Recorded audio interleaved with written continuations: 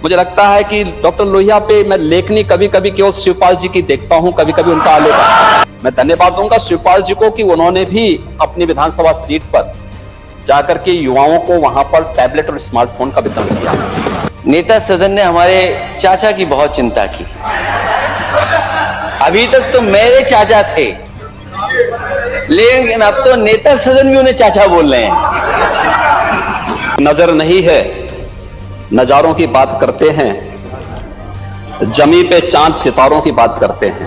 वो हाथ जोड़ के बस्ती को लूटने वाले भरी सभा में सुधारों की बात करते हैं।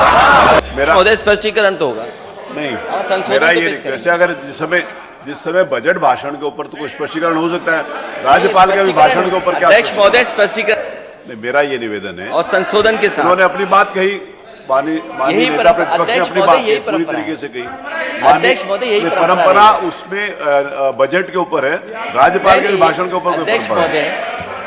अध्यक्ष महोदय आपको एक आधा स्पष्टीकरण पूछ लीजिए, कोई भाषण नहीं। सदन ने बहुत लंबा भाषण दिया और बहुत सारी बातें उसमें आ गई हैं, लेकिन जो संशोधन जो मैंने अपने भाषण में कहा उन बातों को अभी भी छुआ नहीं गया है। और इसके दौरान नेता सदन ने हमारे चाचा की बहुत चिंता की। अभी तक तो मेरे चाचा थे, लेकिन अब तो नेता सदन भी उन्हें चाचा बोल रहे हैं। और जो आंकड़े स्पष्टीकरण नेता प्रतिपक्ष को एक आधा स्पष्टीकरण पूछे, जो आंकड़े अध्यक्ष जी दिए गए हैं कोविड चाचा के बारे में स्पष्टीकरण मत पूछे कि किसके हैं। मैं उसी में पूछ रहा हूं मैं।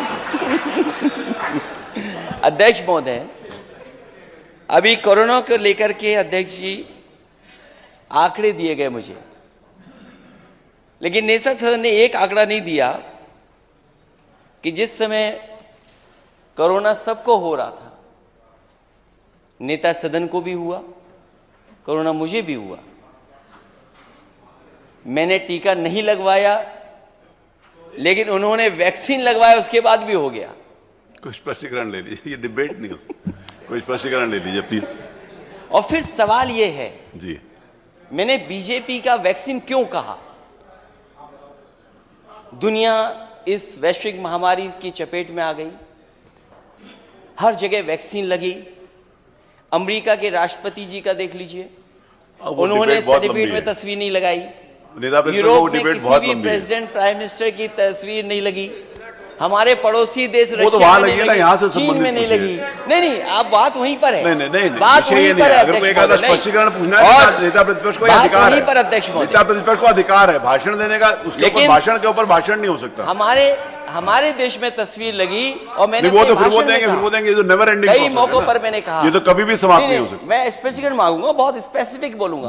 अध्यक्ष महोदय, बहुत स्पेसिफिक कहूंगा, क्योंकि बहुत सारी बातें कही हैं जो सदन के सामने आनी चाहिए, संज्ञान में आनी चाहिए।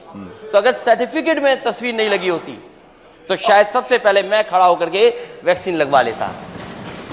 क्या दुनिया के किसी देश ने वैक्सीन लगवाई? कोई स्पष्टीकरण नहीं। और जो तस्वीरें आई थी वैक्सीन में, शायद नेता सदन, पूरी दुनिया ही लगा रही है। नेता सदन हमारे तस्वीर तो लॉकडाउन सिंह से नहीं मिले होंगे। देखिए, जब समाजवाद की बात होती थी, डॉक्टर लोहिया की चर्चा होती थी, जयप्रकाश जी की चर्चा होती थी, संघर्षशील नेताओं की चर्चा होती थी। आज समाजवादी पार्टी में मुझे लगता है कि डॉक्टर लोहिया पे मैं लेखनी कभी कभी केवल शिवपाल जी की देखता हूं, कभी कभी उनका आलेख, उनका आर्टिकल देखने को मिलता है। आपको सही मायने में लोहिया जी को पढ़ना चाहिए।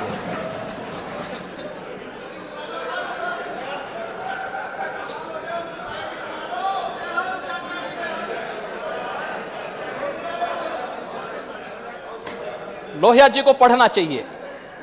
लोहिया जी ने बहुत सारी चीजें कही थी, लेकिन जब आप आज समाजवाद की बात करते हैं और समाजवाद की जो स्थिति देखते हैं, लोगों को लगता है ये अस्वाभाविक है, अप्राकृतिक और अमानवीय हो गया है। लोग इसको स्वीकार करने को तैयार नहीं है। और सही कहूं, पूरा प्रदेश राम राज्य का पक्षधर बन चुका है।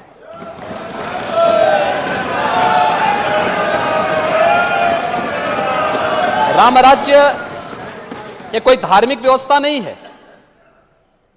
राम राज्य ये सर्वकालिक, सार्वदेशिक और सार्वभौमिक, काल परिस्थिति से अप्रभावित एक शाश्वत व्यवस्था है जो हर परिस्थिति में कार्य करने की क्षमता रखती है। कोरोना आए या जाए, हम प्रदेश की जनता का बाल बांका नहीं होने देंगे, वह क्षमता। और मुझे लगता है उस परिस्थिति के लिए हमें तैयार होना होगा। आप इसको कहते हैं कि इसके लिए हम पे लेवल लगता है, हम राष्ट्रवादी हैं, और ठीक है, हमें गर्व की अनुभूति होती है जब हम पे राष्ट्रवादी होने का आरोप लगाया जाता है। हर व्यक्ति को होना चाहिए, और मेरा यह मानना है हर व्यक्ति को राष्ट्र भावना से उत्प्रोत होना चाहिए। राष्ट्र भावना से विहीन व्यक्ति की स्थिति तो चूहे जैसी हो जाती है। चूहे की स्थिति आप देखते हैं ना, जिस घर में रहेगा उस घर का अन्न भी खाएगा और उस घर में होल करके उसकी नींव को भी धंसाने का काम करता है। तो चूहा बनने की बजाय राष्ट्रवादी बनना श्रेयस्कर है, और मुझे लगता है इस बात को हमें ध्यान में रखना होगा। उन चीजों को लेकर अगर हम आगे बढ़ सकें तो बहुत अच्छा होगा, और मैं चाहूंगा कि हमें इस दिशा में बहुत एक लंबी यात्रा प्रदेश के अंदर आगे बढ़ानी है। 25 करोड़ लोगों की आकांक्षाएं हैं, आपसे भी, इस पक्ष से भी, सबसे, हर जनप्रतिनिधि से।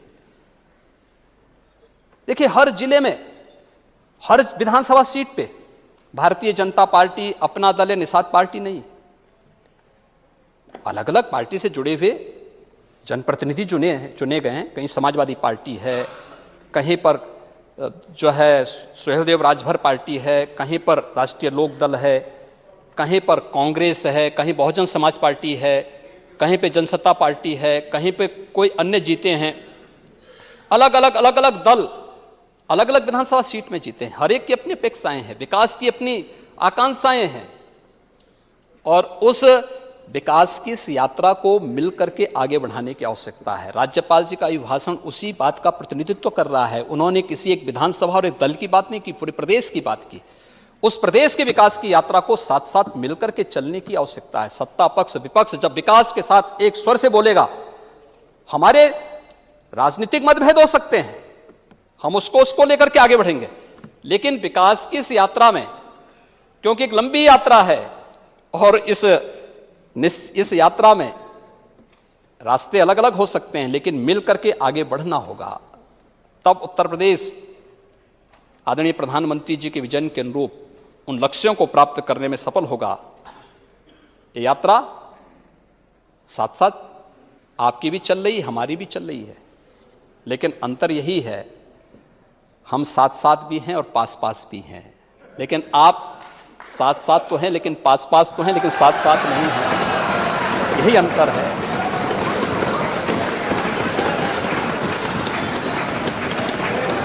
हम में और आप में यही अंतर है। हम पास पास भी हैं और साथ साथ भी हैं। इसमें से बहुत सारे सदस्यों की आप जाति नहीं बता सकते, लेकिन आप पास पास होते हुए भी साथ साथ नहीं हैं, और यही आपकी सबसे बड़ी विफलता है।